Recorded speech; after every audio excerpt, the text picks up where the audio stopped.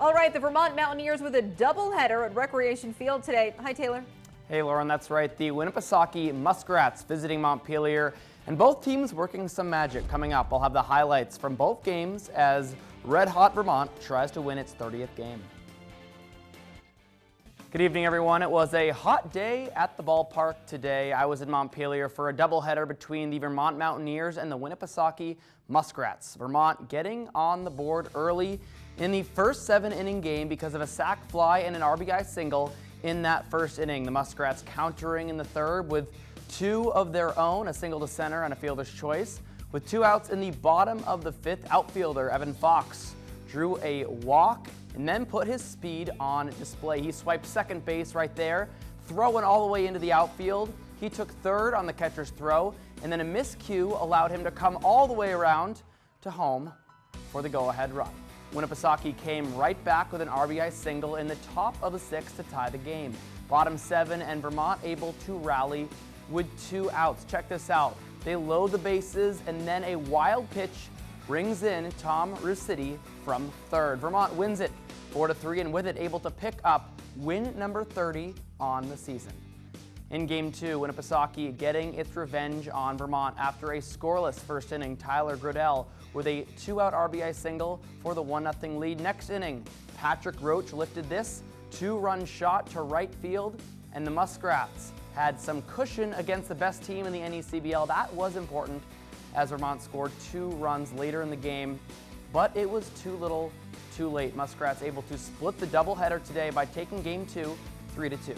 Between the games, I spoke with Vermont's acting head coach Ural Forbes about what it's like to manage a 14-inning affair. Not easy to say the least, but with a group of guys that we have, they make it a lot easier. These guys are a lot of fun to coach. They have fun playing the game. And I couldn't ask for a more incredible group of guys. Resilience, man. These guys love playing together, and they just stayed consistent throughout the game, and we survived longer than the other team. Vermont's record after today is 30-7. Next up is a 3-game road trip to end the week before returning home next week to start their final 4 regular season games.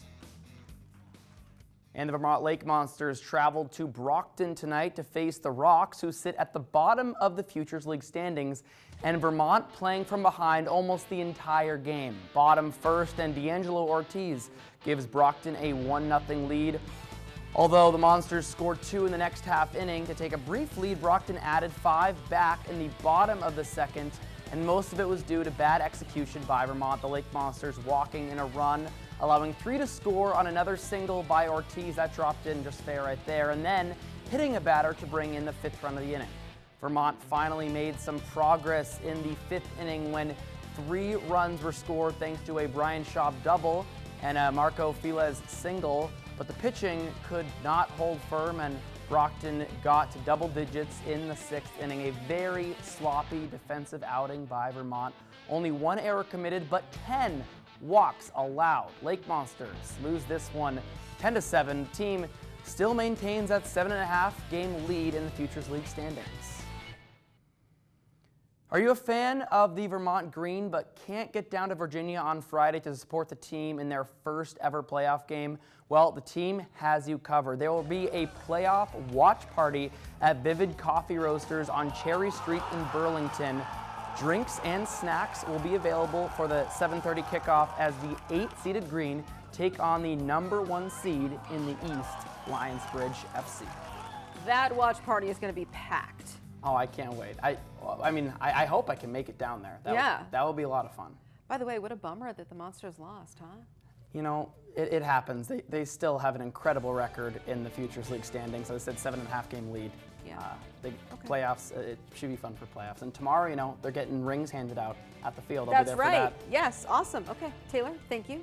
We'll be right back after this.